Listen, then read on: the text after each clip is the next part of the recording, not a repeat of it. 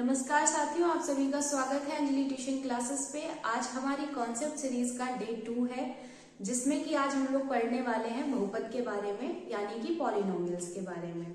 Polynomial यानी कि बहुपद, जिसके नाम से ही पता चलता है, जिसमें बहुत सारे पद होते हैं। जब भी हम टर्म की बात करते हैं यानी पद की बात करते हैं, तो वो दो चीजों से मिलकर के बनते हैं, यानी अचर और चर। क्या होते हैं अचर और क्या होते हैं चर? अचर वो सभी संख्याएं जो हमने नेचुरल नंबर्स में पढ़ी थी, यानी 1 2 3 4 5 6 7 8 9 10 जितनी भी संख्याएं हैं वो सारी आपकी अचर में आ जाती हैं। और जो चर होते हैं वो होते हैं अल्फाबेटिक सारे वर्ड्स, यानी कि ABCD के XYZ तक सारे पद जितने भी हैं वो सभी हमारे वेरिएबल कहलाते हैं, ठीक है, यानी कि चर कहलाते हैं। ठीक है, किसी भी बहुपद को लिखने का एक मानक रूप होता है। मानक रूप क्या होता है? जब हम बहुपद की घात को बड़ी घात से छोटी घात की ओर लिखते हैं तो वो एक बहुपद का मानक रूप होता है। ठीक है, मैंने जितनी भी चीजें अभी आपको बोल करके बताई हैं वो सभी मैंने बोर्ड में लिख रखी हैं, आप ध्यान से देख सकते हैं। मैंने एक एग्जाम्पल लिया है 4x² + 3x + 5 = 0 का, जहां पर आपको मैंने बताया है कि जो 3x है उसमें 3 क्या है और x क्या है। 3 जो है वो कांस्टेंट यानी अचर है, जहां की मैंने अभी आपको सारी चीजें बताई कि जितने भी नेचुरल नंबर्स हैं 1 2 3 4 5 इन्फिनाइट तक, वो सभी आपके अचर कहलाते हैं, यानी कि कांस्टेंट कहलाते हैं। ठीक है, अल्फाबेटिक जितने भी वर्ड्स हैं ABCDEFGH के XYZ तक, वो सारे ही आपके चर कहलाते हैं। इसका एक संक्षिप्त रूप होता है जिसको हम लोग मानक रूप भी बोलते हैं। उसको घटते हुए क्रम में लिखिए या बढ़ते हुए क्रम में लिखिए। ठीक है, जहां पर A0 + A1 x + A2 x² plus ऐसे करके x का घात बढ़ता रहेगा और A2 जो है वो चेंज होता रहेगा, मतलब A चेंज होता रहेगा। A0 था, A1 हो गया, A2 हो गया, A3 हो गया, ऐसे करके AM भी आएगा और x की पावर m भी आएगी लास्ट वर्ड। जहां पर देखिए, ध्यान दीजिए, जहां पर m जो है वो पूर्ण संख्या है। पूर्ण संख्याओं के बारे में मैंने आपको क्या बताया था? पूर्ण संख्याएं 0 से स्टार्ट होती हैं और सारे नेचुरल नंबर्स 1 2 3 4, यहाँ पर आप ध्यान दीजिएगा कि 0 भी इंक्लूड होता है पूर्ण संख्याओं में। ठीक है, तो जाहिर है यहाँ से आपको चर और अचर यानी टर्म के बारे में पता चल गया होगा, जिसको हम पद बोलते हैं। और पद दो चीजों से मिलकर के बनता है, एक होता है चर और एक होता है अचर। अचर पहले लिखा जाता है, चर बाद में लिखा जाता है, उस तरीके से हमको एक पद मिलता है। बहुपद के दो प्रकार होते हैं, दो प्रकार से इनको विभाजित किया जाता है, एक घातों के आधार पर और एक पदों के आधार पर। घातों के आधार पर ये 3 प्रकार के होते हैं और पदों के आधार पे भी ये 3 प्रकार के होते हैं। कौन कौन से, चलिए देखते हैं। घातों के आधार पर ये रैखिक बहुपद, द्विघात बहुपद और त्रिघात बहुपद के नाम से जाने जाते हैं। पदों के आधार पर एकपदी, द्विपदी और त्रिपदी, ये कहीं कहीं नाम भी थोड़े बहुत जो है वो चेंजमेंट मिलेंगे आपको, तो आप उससे घबराइएगा नहीं। चलिए, रैखिक बहुपद का मतलब है आपका जहां पर बहुपद जो है उसकी घात 1 होनी चाहिए। देखिए, आपको पता होगा कि जब भी हम कोई वर्ड लिखते हैं, या मान लीजिए x की पावर 0 लिख दे या 1 की पावर 0 लिख दे, तो इनका मान 1 होता है। आपको पता है इनका मान 1 होता है। ठीक है, इसलिए यहाँ पर 1 नहीं लिखा हुआ है, और जब भी नहीं लिखा होता है इसका मतलब है कि उसका मान 1 ही होता है ना। जैसे कि मैंने x की पावर 1 लिखूं चाहे x लिख दूं, बात एक ही होती है दोनों की। ठीक है, तो दोनों लिख सकते हैं हम। तो यहाँ पर लिखा है 4x यानी कि घात 1 है, 2x + 3, पदों से कोई मतलब नहीं है कि पद कितने हैं, हमें घात देखनी है, तो घात मैक्सिमम घात क्या है, 1 है। ठीक है, इसलिए यहाँ पर हम कहेंगे कि इस बहुपद की या इस बहुपद की दोनों की घात क्या है, 1 है, यानी ये रैखिक बहुपद है। कैसे बहुपद है, रैखिक बहुपद है। ठीक है, नेक्स्ट आते हैं द्विघात बहुपद। द्विघात बहुपद क्या होते हैं? ऐसे बहुपद जिनकी घात 2 हो, ऐसे बहुपद जिनकी घात 2 हो। देखिए यहाँ पर एक्स स्क्वायर लिखा हुआ है, घात 2 है। यहाँ पर देखिए एक्स स्क्वायर भी है, 1 भी है, ऐड मत कर दीजिएगा। ठीक है, ऐड मत कर दीजिएगा। यहाँ पर देखिए बहुपद की घात मैक्सिमम कितनी है? 2 है। नेक्स्ट दिया है त्रिघात बहुपद। त्रिघात बहुपद में यानी कि घात 3 होनी चाहिए। ठीक है, ये हमारे सारे चल रहे हैं पावर्स पर। ठीक है, बेस्ड ऑन पावर्स। आप इंग्लिश में अगर लिखना चाहें तो यहाँ पर लिखेंगे बेस्ड ऑन पावर्स। ठीक है, या फिर डिग्री। डिग्री के ज्यादातर बुक्स में डिग्री के तरीके दिया होगा, तो बेस्ड ऑन डिग्री। डिग्री में ये 3 तरीके के होते हैं, रैखिक यानी कि लीनियर, द्विघात बहुपद यानी कि जिनकी घात 2 होती है, और इनको हम बोलते हैं क्वाड्रेटिक पॉलिनोमियल। ठीक, त्रिघात बहुपद यानी कि क्यूबिक पॉलिनोमियल जिसकी घात 3 होती है। देखिए घात पे ध्यान दीजिएगा कि मैक्सिमम पावर कितनी दी हुई है। यहाँ पर पावर 3 दी हुई है, यहाँ पर पावर 3 है, यानी कि ये त्रिघात बहुपद है। यहाँ पर पदों से रिलेशन कोई नहीं है, आपको पावर ध्यान देनी है। ठीक है, क्योंकि ये पावर पर आधारित है और ये हमारे पदों पर आधारित है। पद यानी अभी हमने आपको थोड़ी देर पहले पढ़ाया है टर्म्स, यानी कि 4x लिखा हुआ है या फिर 4x स्क्वायर लिखा हुआ है, तो ये 2 टर्म है आपस में, प्लस माइनस लग जाए तो समझ लीजिए कि वो 2 टर्म में डिवाइड हो गए हैं। ठीक है, तो ये है आपका एक पदी बहुपद जहां पर पद सिर्फ एक होगा, चाहे वो 4x कांस्टेंट हो, चाहे वो फिर आपका 5x हो, यानी कि कांस्टेंट के साथ में वेरिएबल ही है, या फिर 8x स्क्वायर हो सकता है, कांस्टेंट है, वेरिएबल की पावर 2 है। पावर से हमें कोई लेना देना नहीं है, याद रखिएगा। पावर से लेना देना तब है जब वो घातों पर पूछे हमें। ठीक है, घात उसने नहीं पूछी, हमसे ये पूछा है कि पद कौन सा है, तो हम 8x को देख करके बताएंगे कि ये एक पदी बहुपद है। ठीक है, नेक्स्ट दिया हुआ है द्विपदी बहुपद जिसमें कि आपके 2 पद होते हैं। ध्यान दीजिए, देखिए यहाँ पर 2x और 4x के बीच में प्लस लगा हुआ है, तो यानी ये 2 टर्म है, द्विपदी बहुपद है। ठीक है, यहाँ पर देखिए 8x + 3, यहाँ पर पावर से कोई लेना देना नहीं है, वहां पर पावर से लेना देना था, यहाँ पर पावर से कोई लेना देना नहीं है। यहाँ पर हमको टर्म्स देखने हैं, तो 2 टर्म्स हैं यानी कि ये द्विपदी है। 2 टर्म्स हैं यानी कि ये द्विपदी है। ठीक है, त्रिपदी बहुपद यानी कि टर्म्स 3 होने चाहिए। देखिए 1, 2 एंड 3, 3 पद है यानी कि ये आपका त्रिपदी बहुपद है। ठीक है, ध्यान दीजिएगा, बहुत अच्छी तरीके से मैं पहले ही समझा दे रही हूँ, इसीलिए मैंने इनको थोड़ा सा आपको चार्ट के तौर पे बना करके बताया है ताकि आप कंफ्यूज्ड ना हो। मैक्सिमम बच्चों का इस चार्ट को देखने के बाद में सब कुछ क्लियर हो जाएगा कि रैखिक बहुपद और एक पदी बहुपद दोनों में अंतर क्या है। ठीक है, एक पदी बहुपद मोनोमियल, द्विपदी बहुपद बायोनोमियल और त्रिपदी बहुपद यानी ट्राइनोमियल।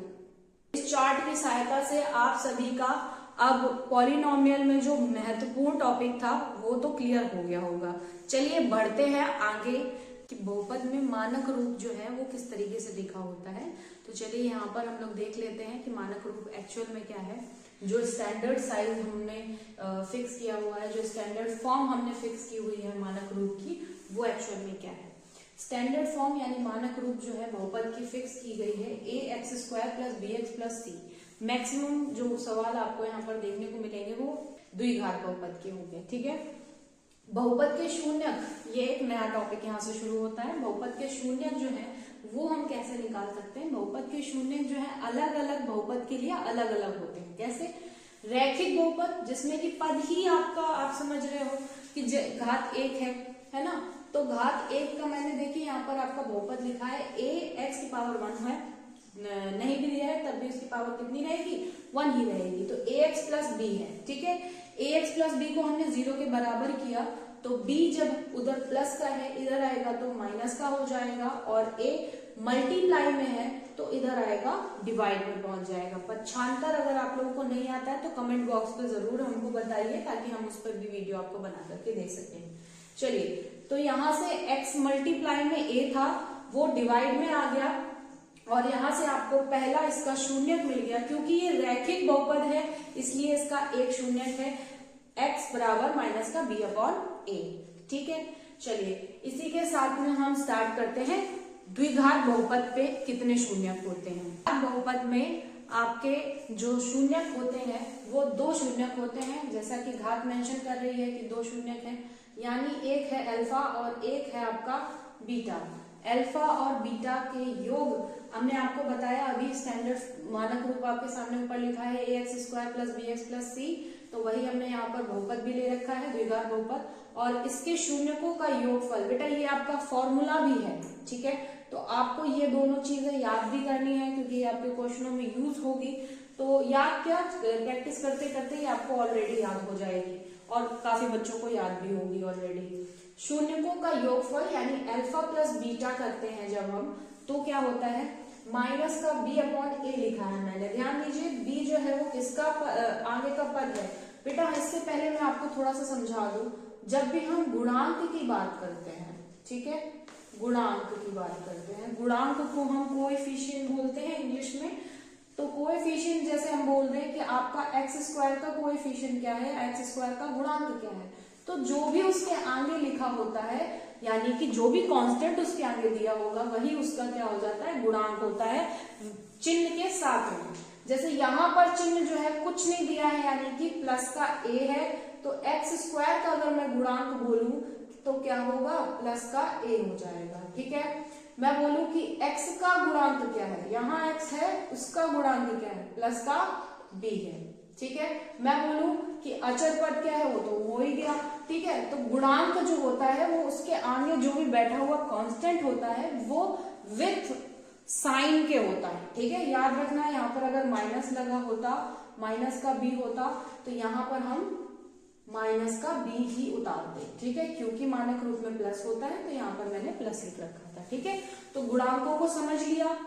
गुणांकों से मैंने यहाँ पर मतलब यहाँ पर ये था कि x के साथ में बैठा है b, तो यहाँ पर हम लिखेंगे x का गुणांक, वो भी ऋणात्मक, x का गुणांक बटे x² का गुणांक, है ना, बुक्स में ये वाली दी हुई है थ्योरी, ठीक है।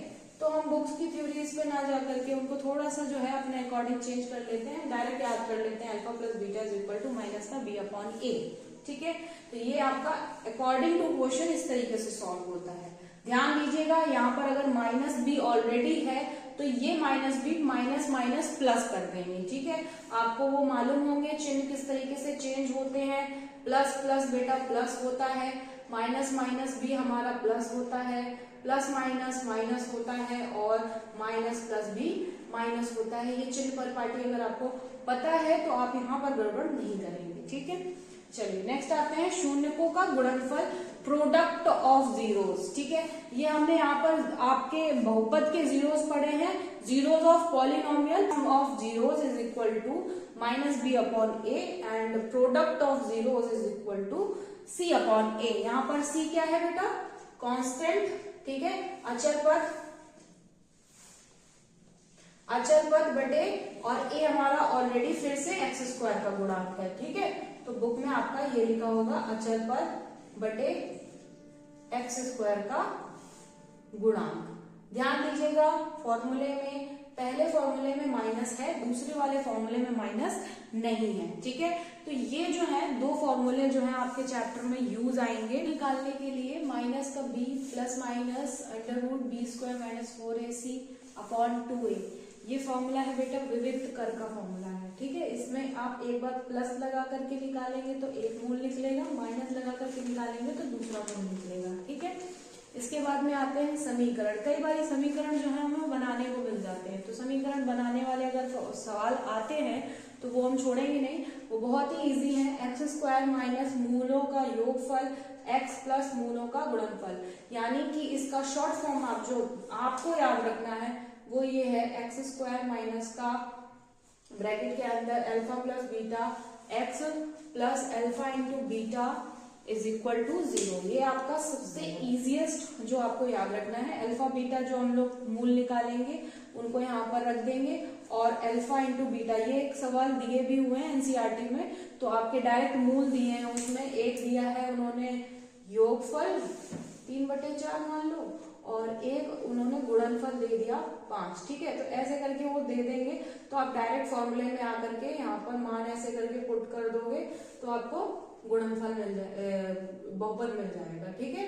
यहाँ पर आप 4x² माइनस का 3x प्लस 420 और इसको आप 0 के बराबर 4 को कर दोगे तो यानी x² माइनस का 3x plus 20 is equal to 0। ऐसे करके आपके जो है सवाल दिए हुए हैं कॉपी में, तो आप इनको समीकरण की सहायता से लगा सकते हैं। ठीक है, अभी हम जो अभी पिछला पढ़ रहे थे उसमें हम लोगों ने रैखिक पढ़ा था, द्विघात पढ़ा और अब आएगा त्रिघात, थर्ड नंबर। ठीक है, त्रिघात पढ़ा, तो अब त्रिघात बहुपद में क्या हो सकता है, अभी हमने पढ़ा उसमें alpha plus beta is equal to minus का b अपॉन ए और alpha into beta is equal to c upon a direct. तो त्रिघात बहुपद में क्या होता है, त्रिघात बहुपद में होता है बेटा, इसका स्टैंडर्ड साइज हो जाएगा, क्योंकि हमने b में यहाँ पर a लिखा था तो अब यहाँ पर हम a लिख देंगे। पहला पद ax cube plus bx² plus cx plus d, ये हमारा हो गया। तो इसमें alpha plus beta plus gamma, ये क्वेश्चन बहुत ही रेयर देखने को मिलते हैं, लेकिन क्योंकि अब